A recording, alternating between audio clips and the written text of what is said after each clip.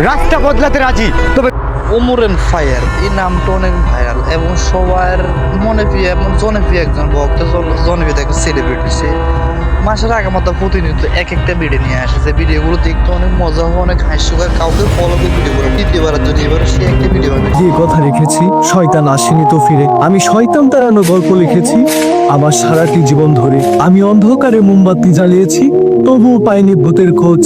আমি ভূতের অপেক্ষায় ছিলাম, ভূত নিজেই হয়েছিল নিখোঁজ। শয়তান ধরার গর্জন, পৃষ্ঠা নাম্বার 14। বিশেষ করে যে ভিডিওটা দেখতেন না, এই ভিডিওটা থপস বিল্লাল ভাইয়ের উপলক্ষে বা তাকে ফলো করে এই ভিডিওটা তৈরি করা হয়েছে ওমর এন্ড ফায়ার। কিন্তু এই ভিডিওটা তৈরি করার পরে যে থপস বিল্লাল কি বলবো তার কথাটা একটু শুনুন। সে এই ভিডিওটা শোনার পরে এবং সেই ভিডিও দেখার পরে থপস বিল্লাল ওমর এন্ড ফায়ার উদ্দেশ্যে কি কথাটা বলে একটু শুনুন।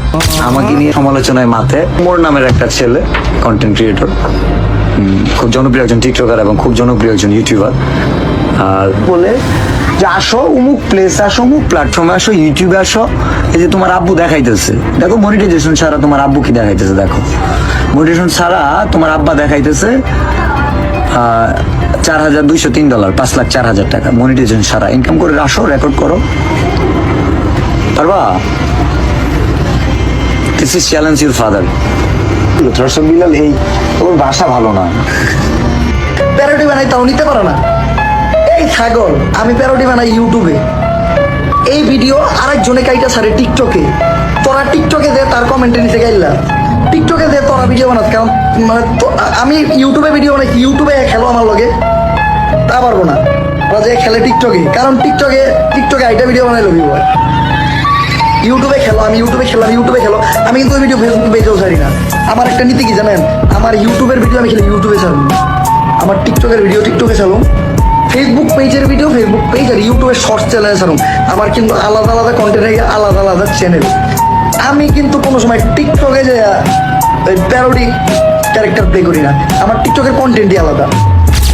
এখানে কথাটা বলতে ভাই, ঠিক আছে আমি মানি তুমি গুরু, তুমি ইউটিউবের গুরু এবং তোমার ভিডিও আমি প্রতিনিয়ত তোমার ভিডিও দেখি এবং আমার দিকে অনেক ভক্ত বাংলাদেশে তোমার ভিডিওগুলো দেখার জন্য। কিন্তু এইখানে একটা ক্ষেত্র আছে, ক্ষেত্রটা একটা কথা বুঝতে হবে।